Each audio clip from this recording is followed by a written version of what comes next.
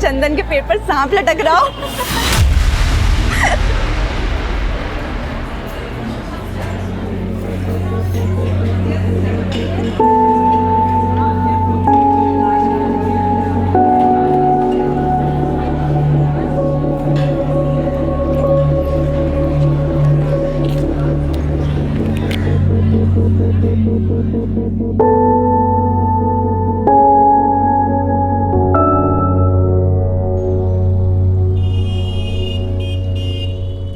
फॉक्सो cut cut कर दो uncle. फॉक्सो क्या? कौन सा कट? फॉक्सो कट। देखो बेटा, तुम्हारी मम्मी बोल के गई है कि एकदम छोटा छोटा बाल करना है। अरे अंकल, फॉक्सो कट में एकदम बारीक बाल होता है, लेकिन स्टाइल में होता है। स्टाइल वाला कट करना है ना, तो पहले अपनी मम्मी से बुलवाओ। अरे अंकल कर दो ना, कुछ नहीं होगा।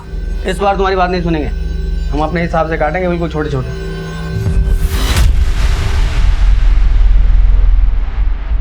इसको देखकर ऐसा नहीं लग रहा जैसे चंदन के पेड़ पर सांप लटक रहा हो।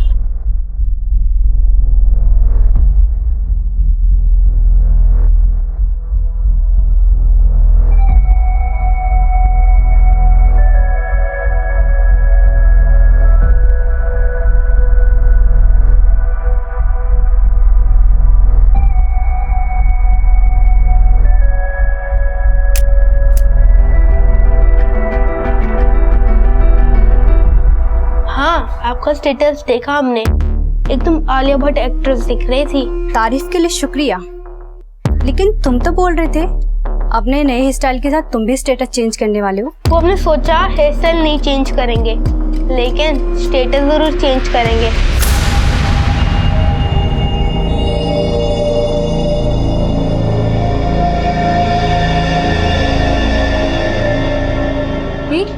ये देख, चंदन के पेड़ से सांप फिसल कर गिर गया। आरती की चोटी गायब। ये तो मिरेकल हो गया। लेकिन ये मिरेकल हुआ कैसे? और वैसे है कहाँ आरती? आज कॉलेज नहीं आई?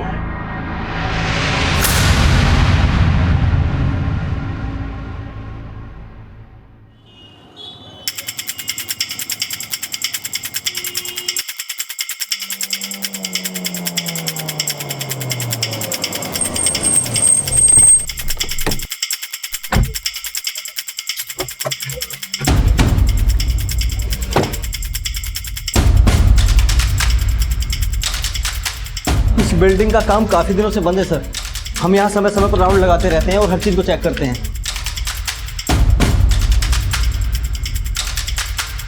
लड़की जिंदा, एम्बुलेंस बुलाओ।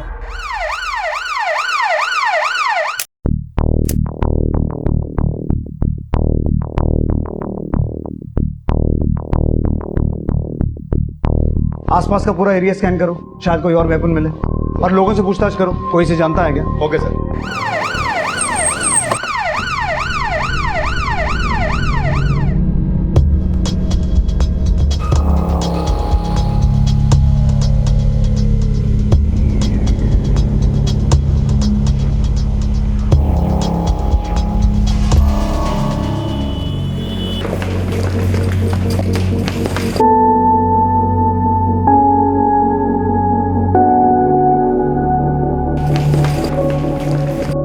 हम आपसे कुछ भी नहीं छुपा रहे हैं सर। सच में इस लड़की को यहाँ पर कोई नहीं जानता, और ना ही हमने इस लड़की को यहाँ पर लाते हुए किसी को देखा है सर।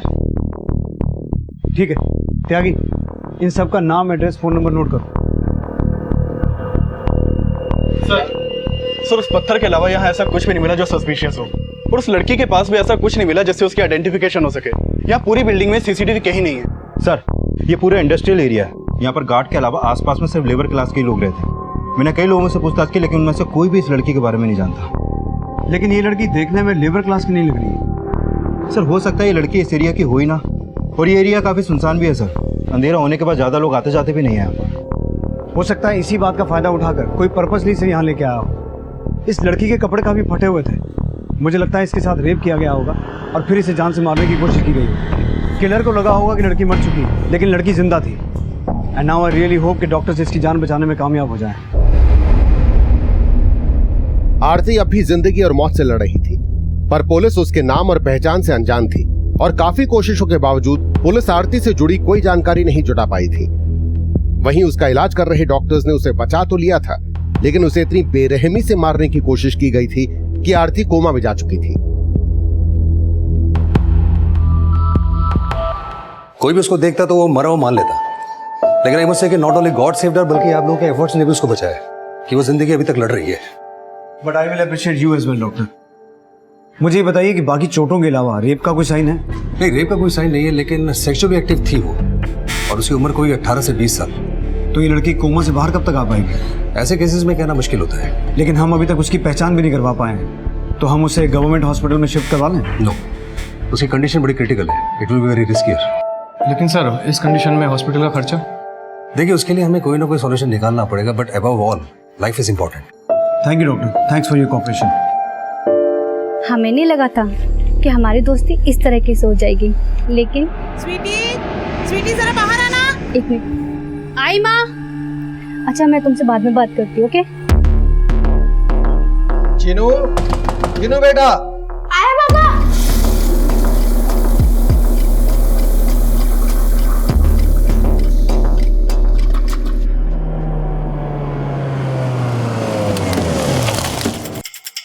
सर, हमने उस कंस्ट्रक्शन साइट के आसपास के एरियाज में भी पूछताछ की, लेकिन वहां पर भी उस लड़की के बारे में कोई कुछ नहीं जानता।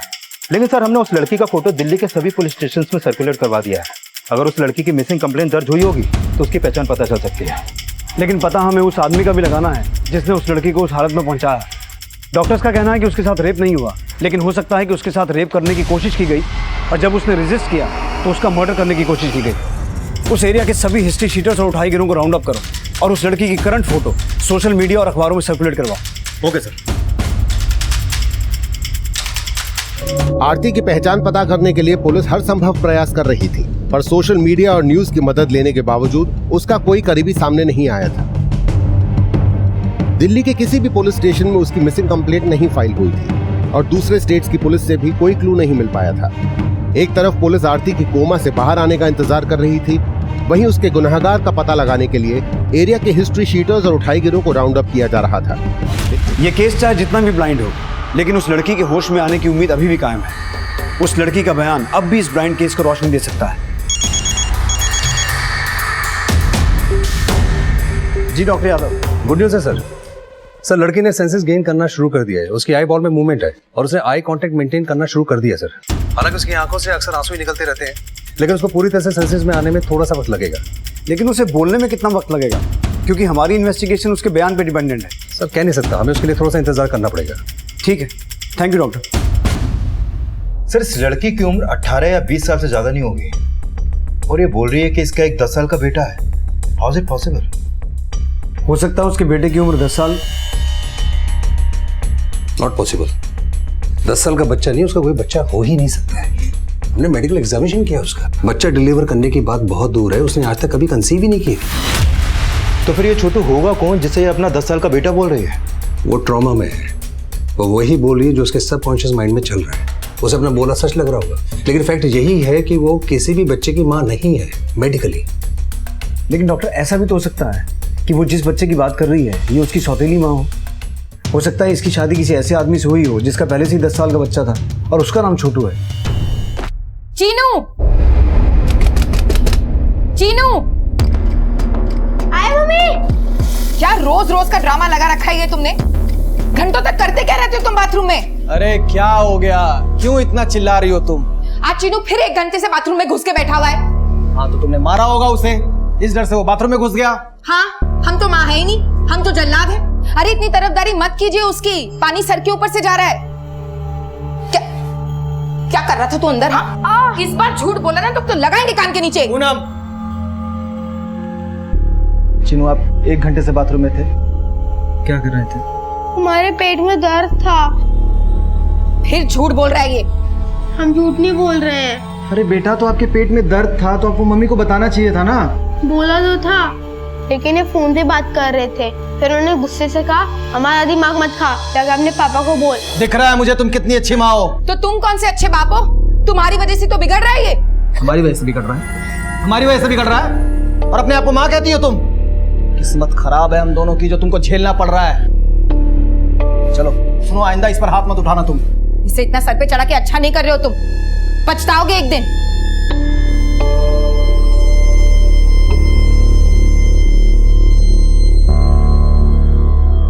सर अगर वो लड़की 10 साल के छोटू की सौतेली माँ है तो कहीं ऐसा तो नहीं कि वो अपने पति के धोखे का शिकार हुई हो? शायद इसलिए उसका पति उसकी पहचान के लिए सामने नहीं आया। मिश्रा, होने को तो कुछ भी हो सकता है। हो सकता है उसके पति ने उस लड़की के साथ साथ उसके घर वालों को भी धोखे में रखा हो, या फिर उस लड़की का कोई करीबी हो ही ना।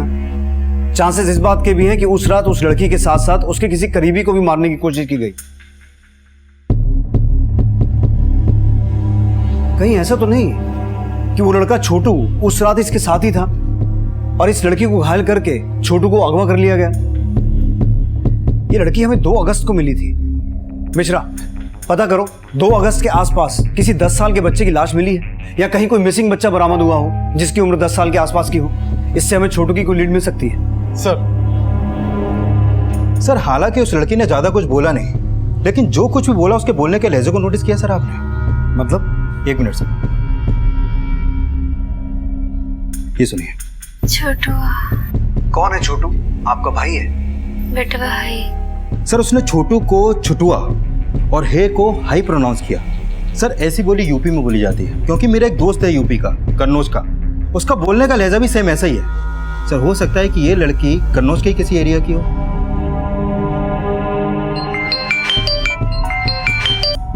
हेलो। हेलो कांचा दीदी, कैसे हो आप? Akanksha, sorry it's wrong number.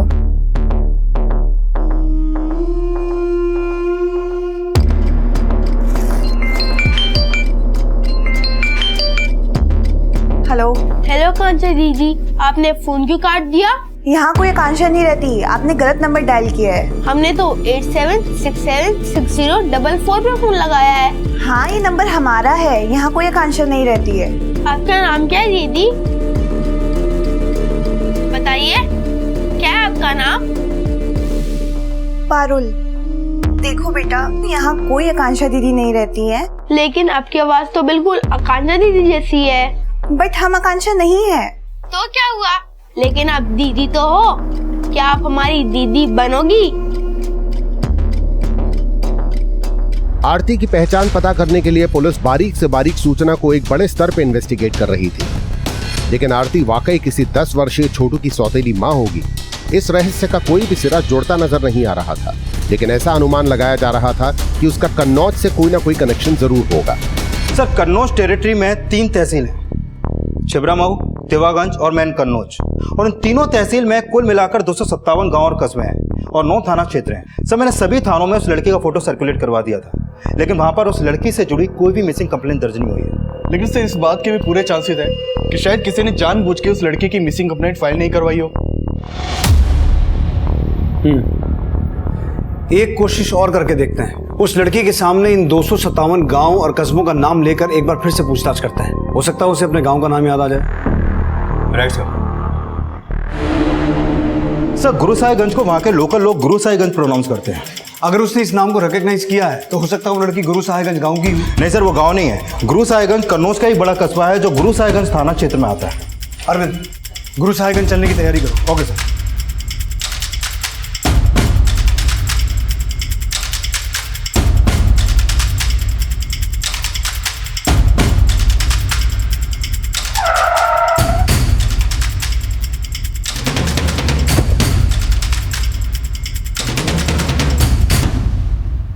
Sir आपका फ़ोन आने के बाद से ही हमने सब कुछ अच्छे से चेक किया है। सर इस लड़की की ना तो कोई मिसिंग कंप्लेंट दर्ज हुई है और ना ही इसके बारे में कोई और इन्फॉर्मेशन मिली है। लेकिन पांडे जी, अब जरा कोशिश लग के करनी पड़ेगी, क्योंकि हमें पक्का यकीन है कि ये लड़की यहाँ गुरुसाहिबगंज की रहने वाली है। अगर इसकी कंडीशन थोड़ी अच्छी होती तो हम इसको अपने साथ ले आते और इसका घर ढूंढने की कोशिश करते हैं। पर सर आपको हमसे जो भी हेल्प चाहिए हम आपकी हेल्प करेंगे। पांडे जी, या तो इस लड़की के माँ बाप यहाँ के रहने वाले हैं या हो सकता है इसका पति यहाँ का है। सर ये शादीशुदा है? जी, और इसने एक बच्चे का नाम भी लिया है, छोटू। शायद ये उसकी सौतेली माँ है, क्योंकि छोटू की उम्र इसने 10 साल की बताई है। अब जाहिर सी बात है इसके पति की उम्र इससे 15-20 साल ज़्यादा तो होगी, और अगर इसके माँ बाप यहाँ के हैं तो इसने यहाँ के किसी स्कूल कॉलेज में पढ़ाई तो की होगी। ठीक है सर, हम दोनों ही पॉसिबिलिटीज़ पर काम करेंगे। शायद आप लोगों की तलाश यहाँ गुरुसाहिबगंज में खत्म हो जाए।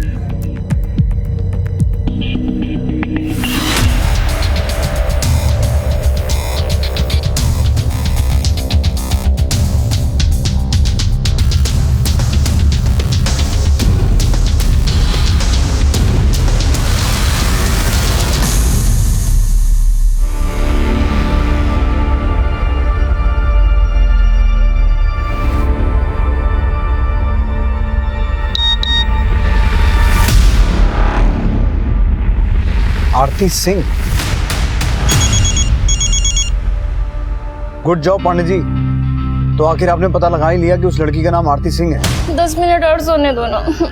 उठ जा आरती, पापा पार्क से आने वाले हैं। आके देखा ना तो अब तक सो रही है, तो पूरा घर सर पर उठा लेंगे।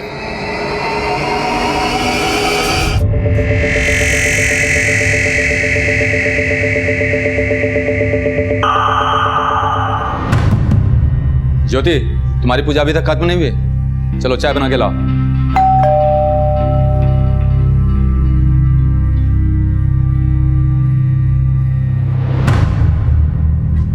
हाँ, आरती हमारी ही बेटी है, लेकिन अब वो हमारे साथ नहीं रहती। क्यों?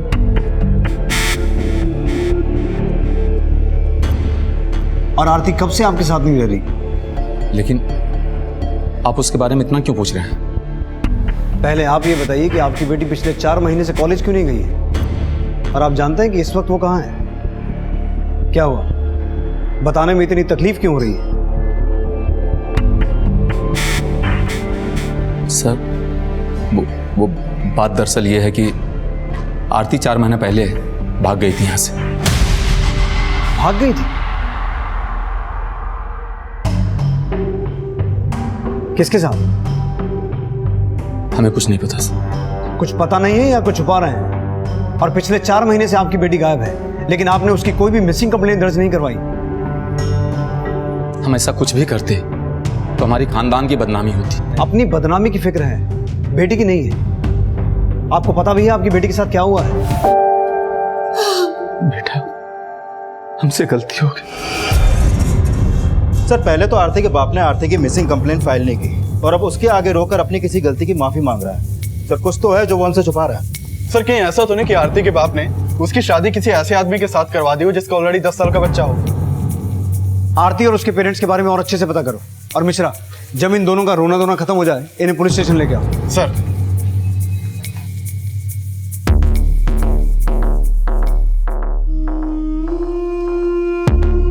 अरे हमारे पति तो रोज कहते हैं कि हमसे शादी करके पछता रहे हैं। हमारे बेटे को भी ऐसा बना दिया कि हमसे ही बगावत करता है। चीनू, हम बाद में कॉल करते हैं। कहाँ जा रहा है? बाथरूम नहीं जा रहे हैं। तू कहाँ जा रहा है?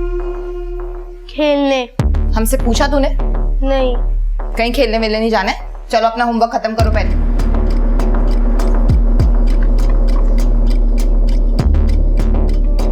किसको फोन लगा रहा है? हेलो पापा, मम्मी ने हमें फिर से मारा। सर, आप बेकार में शक कर रहे हैं। हम तो सिर्फ अपनी इज्जत की खातिर आरती के भागने के बाद रिपोर्ट नहीं करा है। लेकिन सर, अब हमें अपनी गलती का आभास हो रहा है। कहीं आपकी गलती ये तो नहीं थी कि आपने अपनी बेटी की शादी ऐसे आदमी से करवाई जो ऑलरेडी शादीशुदा था? ये आप क्या कह रहे हैं सर? हमने ऐसा कुछ भी नहीं किया था। तो फिर आरती ये क्यों बोल रही है कि उसका 10 साल का बेटा है? क्या? अब ज्यादा ड्रामा मत करो, नहीं तो मैं अपने तरीके से सच बुलवाऊंगा। सर, हमें इसके बारे में कुछ भी नहीं पता। वो भागने के बाद कहाँ गई ये भी हम नहीं जानते। करीब 4 महीने पहले हम सुबह आरती को जगाने के लिए उसके कमरे में गए। आरती,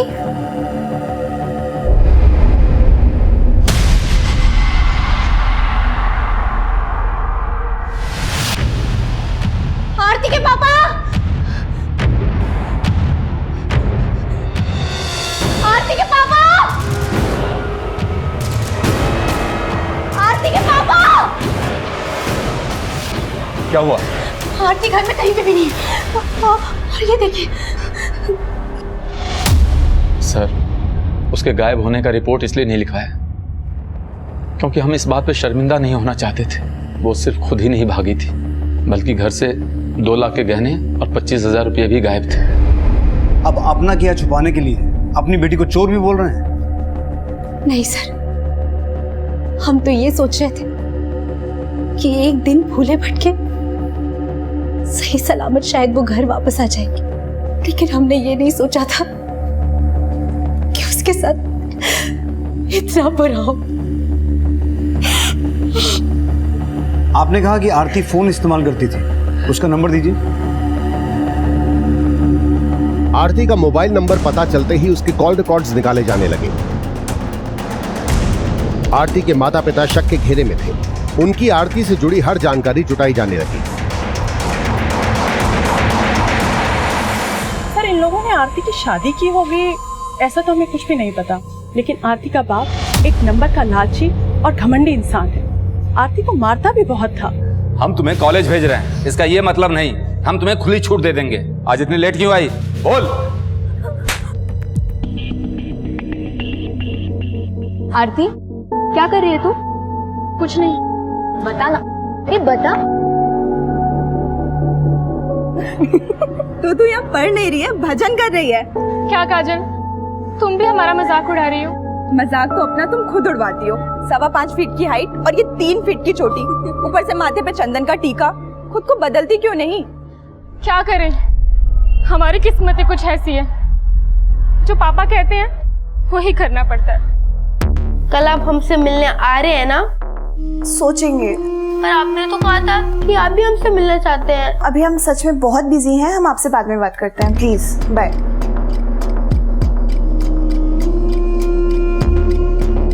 सर, आरती का जो नंबर उसके पेरेंट्स ने दिया था वो नंबर 4 महीने पहले गुरु साहेबगंज में बंद हुआ था। ये देखिए सर।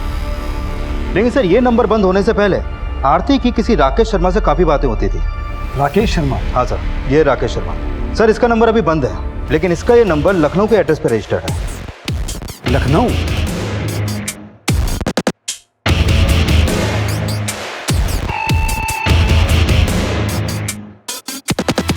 क्या बात है चीनू, पढ़ाई पर ध्यान दे रहे हो? कोई पढ़ाई वढ़ाई पे ध्यान नहीं है इसका। इतना लाड करेंगे तो भविष्य खराब हो जाएगा। खुद को देखो जरा, जीना आराम कर रखा है तुमने। राकेश शर्मा जी।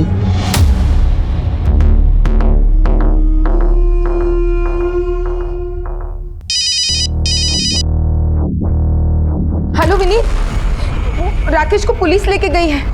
सर, हमें यहाँ क्यों लाया गया है? हमने किया क्या है? 2 अगस्त तिमारपुर दिल्ली, एक कंस्ट्रक्शन साइट में तूने एक कांड किया था। मैं इस लड़की को पहचानता तक नहीं हूँ। तेरे नंबर से इस लड़की को लगातार फोन होते थे और तू कह रहा कि तू उसे जानता भी नहीं है। नहीं सर, हमने कभी इस लड़की को फोन ही नहीं किया है।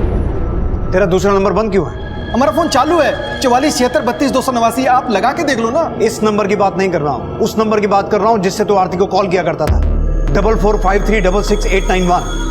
अरे नहीं नहीं सर, ऐसा कोई नंबर हम इस्तेमाल ही नहीं करते सर। ये नंबर तेरे नाम पर रजिस्टर्ड है। सर, हमें जरूर कोई फंसा रहा है सर। कौन फंसाएगा तुझे? कौन दुश्मन है तेरा? हम खुद ही नहीं समझ पा रहे हैं। और 2 अगस्त को तो हम अपने ऑफिस की मीटिंग के लिए कोलकाता गए हुए थे। मम्मी, पापा को पुलिस क्यों लेके गई? दीदी, क्या हुआ, कुछ पता चला? दीदी वो जीजा जी, आप थोड़ा साइड में आइए ना। क्या? सर, राकेश शर्मा का एक 10 साल का बेटा भी है, चीनू। ये उसका फोटो सर। कहीं ये चीनू ही तो छोटू नहीं है जिसके बारे में आरती बात कर रही है? हो सकता है राकेश ने आरती को शादी के सपने दिखाए हों और आरती इसी चीनू को छोटू समझ रही। लेकिन सर, ये चीनू राकेश और उसकी बीवी पूनम का बेटा है, और मैंने पता किया कि ये राकेश अपनी बीवी और चीनू के साथ ही रह रहा था। तो फिर आरती से उनका कनेक्शन मुझे नहीं लगता सर। अरविंद, राकेश का वो नंबर जिससे वो आरती को कॉल करता था और उसका दूसरा नंबर, उन दोनों नंबर्स के कॉल रिकॉर्ड्स चेक करो और राकेश से जुड़ी हर एक इन्फॉर्मेशन निकलवाओ। राकेश की बीवी और उसके बेटे चीनू से बात करते हैं और वहाँ दिल्ली में मिश्रा से कहो कि आरती से राकेश और उसके बेटे के बारे में बात करें। Okay sir. आरती ने जिस 10 वर्षीय छोटू को अपना बेटा बोला था, उसके चीनू होने का कोई प्रमाण नहीं था, और राकेश से जुड़ी जानकारियां इस केस को और उलझाने वाली थी। इस एड्रेस को कंफर्म करो। सर, राकेश 1 से 5 अगस्त के बीच अपने ऑफिस के काम से कोलकाता में ही था। मैंने उसकी एलिबाई भी चेक की। लेकिन राकेश के फोन से आरती को फोन तो होते थे। सर, राकेश ने जो नंबर हमें दिया था वो 1 से 5 अगस्त के बीच कोलकाता में ही एक्टिव था। ये देखिए सर। और राकेश का जो नंबर हमें आरती के कॉल रिकॉर्ड में मिला वो 1 और 2 अगस्त को बंद था। अगर राकेश कोलकाता में था तो हो सकता है उसने किसी और से आरती को मरवाने की कोशिश की हो। सर, राकेश के जो दोनों नंबर्स हमारे सामने आए, मैंने पता किया उन दोनों नंबर्स का लोकेशन पैटर्न सिमिलर नहीं है। मतलब कई बार उन दोनों नंबर की लोकेशन एक ही टाइम पर अलग अलग जगह की थी। तो इसका मतलब ये हुआ कि जिस नंबर से आरती को कॉल होते थे वो नंबर कोई और इस्तेमाल कर रहा था। पॉसिबल है सर। और एक बात सर, राकेश के नाम रजिस्टर्ड जिस नंबर से आरती को कॉल होते थे वो नंबर राकेश के अरेस्ट होने से पहले तक भी एक्टिव था, और उस नंबर से इन दो लड़कियों को लगातार कॉल होते थे, स्वीटी और पारुल। इन दोनों के नंबर्स लखनऊ के अलग अलग एड्रेस पर रजिस्टर्ड है। सर स्वीटी का फ़ोन फिलहाल अभी बंद है, लेकिन ये पारुल का नंबर अभी भी एक्टिव है। सर ना हम आरती को जानते हैं, न स्वीटी को, न पारुल को। सर हमने कुछ नहीं किया, हमें फंसाया जा रहा है सर। लेकिन ऐसा कौन हो सकता है जो तुझे फंसाएगा? और जो नंबर तेरे नाम पर रजिस्टर्ड है वो कोई और कैसे यूज कर सकता है? वही तो हमें खुद समझ में नहीं आ रहा है।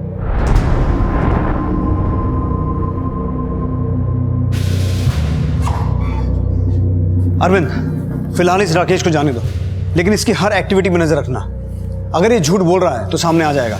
और इसके दोनों नंबर्स जिन जिन लोकेशंस पर एक्टिव रहते थे उन सभी लोकेशंस को ट्रैक डाउन करो। Okay sir.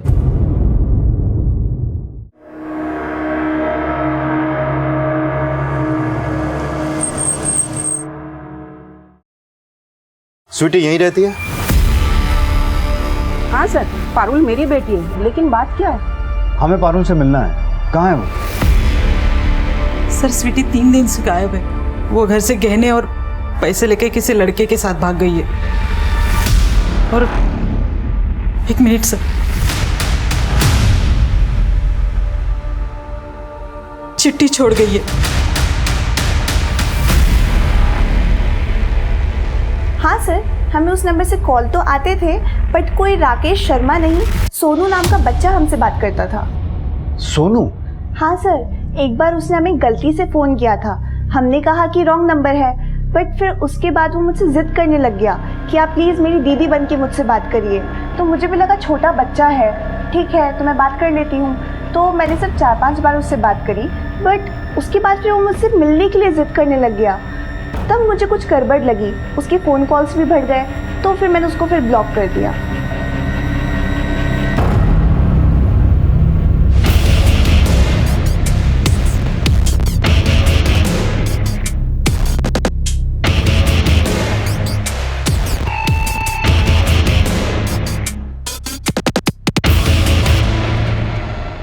सर राकेश के नाम रजिस्टर्ड जिस नंबर से आरती को कॉल हो रहे थे, मैंने उस नंबर की लोकेशन ट्रैक डाउन की। सर वो नंबर ज़्यादातर लखनऊ के इंदु नगर में एक्टिव रहा है, जहाँ पे राकेश के बेटे चीनू का स्कूल है। और एक्सक्यूज मी सर। हाँ बोलो। ठीक है, तुम उनका पीछा करो और देखो कहाँ जा रहे हैं। सर अभी अभी राकेश अपने बेटे चीनू के साथ घर से कहीं निकला है, हमारी टीम उनका पीछा कर रही है। अरविंद, हो सकता है राकेश ही अपने बेटे से फ़ोन करवा के उन लड़कियों को फंसवाता हो। चीनू ने अपना नाम सोनू बता के पारुल से बात की और आरती के लिए वो छोटू बना। हो सकता है चीनू ही छोटू है। पारुल ने बताया था कि वो बच्चा उससे मिलना चाहता था, लेकिन पारुल ने उसका नंबर ब्लॉक कर दिया था।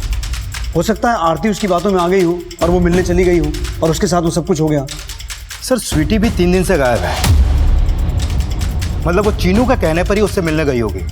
और वो 3 दिन पहले अपने घर से गहने और पैसे लेकर गई थी, और 4 महीने पहले आरती भी अपने घर से गहने और पैसे लेकर भागी थी।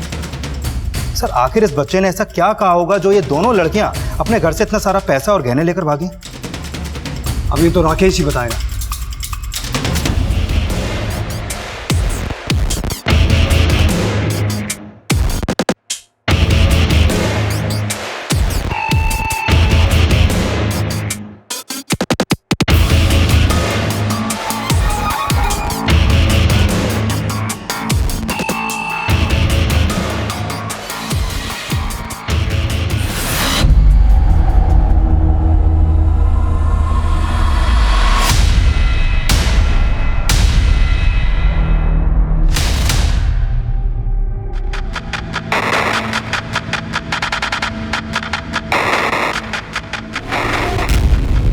पापा की कोई गलती नहीं है, ये सब तो पीयूष अंकल ने किया है। पीयूष अंकल कौन? वो एक मोबाइल शॉप पे काम करते हैं।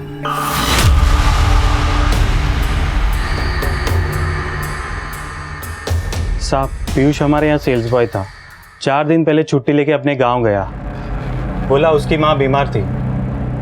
कौन सा गाँव है उसका? मैंने एक दिन पापा से मोबाइल मांगा था, लेकिन उन्होंने नहीं दिया, तो मैंने पापा के पर्स से पैसे चोरी किए और पीयूष भाई की दुकान पे जाके मोबाइल लिया। भैया मुझे 3000 में कोई अच्छा एंड्रॉइड मोबाइल चाहिए। बेटा 3000 रुपये में एंड्रॉइड फ़ोन नहीं आता है, हाँ, तुमको एक पुराना फोन दे सकता हूँ मैं, लेना है? चलेगा तो। लेकिन फोन के साथ साथ सिम कार्ड भी लेना पड़ता है, वो कैसे लोगे? उसके लिए मैं मेरे पापा का आधार कार्ड लाया हूँ। उन्होंने हमें सिम और मोबाइल दिया और कहा अगर हम उनके लिए इन लड़कियों से बात करेंगे तो वो हमारे पापा को नहीं कहेंगे। तो वो हमें नंबर देते गए और हम उनसे बात करते गए। आरती दीदी, क्या आप हमारी दीदी बनोगी? हमारी कोई दीदी नहीं है। भाई तो कोई हमारा भी नहीं है छोटू, लेकिन आप हमें दीदी क्यों बनाना चाहते हैं? इसलिए क्योंकि आप बहुत अच्छी बातें करते हैं। तो आरती तुम्हें छोटू समझकर तुमसे बात करती थी और वो तुम्हें अपना छोटा भाई भी समझती थी। और पीयूष भैया हमारे बड़े भैया बन के उनसे बात करते थे। क्या बात करते थे? पता नहीं, लेकिन इतना पता है वो रात को मोबाइल लेके जाते थे और सुबह लौटा देते थे। तो ये पीयूष स्वीटी और पारुल से भी बात करता था? नहीं, वो पारुल दीदी से बात नहीं करते थे, इसलिए क्योंकि पारुल दीदी को मेरा फोन करना अच्छा नहीं लगता था। लेकिन वो स्वीटी दीदी से बात करते थे। और जब आप पापा को लेके गए तो वो सब मैंने पीयूष भैया को बताया। क्या? तू ऐसा कर, तू वो फोन फेंक दे और बेटा किसी को कुछ बोलना मत, ठीक है? हाँ। लेकिन ये सब तो मैंने पापा को बताया था। सर, हमने आपको इसलिए नहीं बताया क्योंकि ये सब कुछ चीनू की गलती से हुआ था। हमें डर था कि आप लोग चीनू को परेशान करेंगे।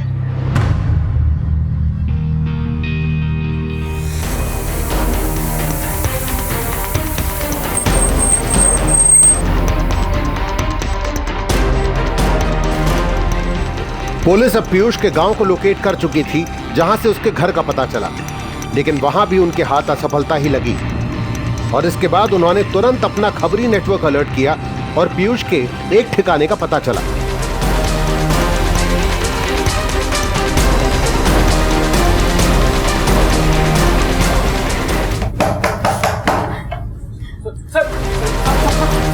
तुमसे बातें करके हमें अच्छा लगता है। ऐसा लगता है हमारा भी कोई है जिससे हम अपनी सारी बातें कर सकते हैं। दीदी, क्या आप मेरे भैया से बात करोगी? भैया से? मैंने उनको आपके बारे में सब कुछ बता दिया है।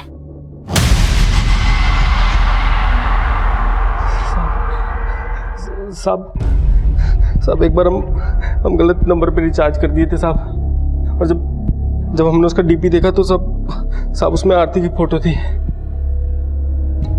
साहब पारुल और स्वीटी का नंबर हमको इसलिए मिल गया था क्योंकि साहब वो हमारी दुकान पे रिचार्ज कराने आती थी साहब। सब चीनू की मदद से हम आरती से बात करने लगे, लेकिन सिर्फ एक ही मकसद से करते थे साहब।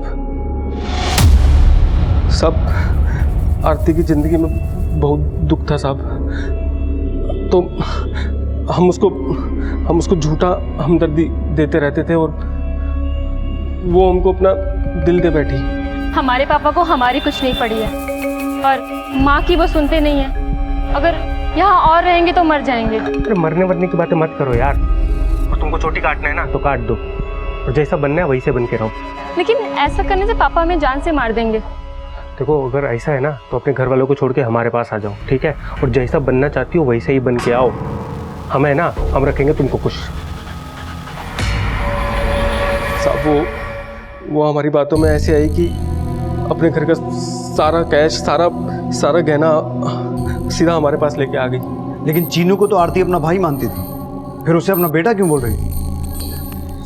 अब हमने बोला था उसको, हमने कहा था कि चीनू भले ही हमारा छोटा भाई है, लेकिन माँ बाप के जाने के बाद वो हमारे बेटे जैसा है और उसको बेटे की तरह ही पालेंगे। सब ये सब सपना दिखाया हम उसको, और वो नहीं जानती थी साहब कि हमारे मन में क्या था। वो ऐसे हमारे गले पड़ गई कि हम उसको और नहीं घुमा पाए साहब।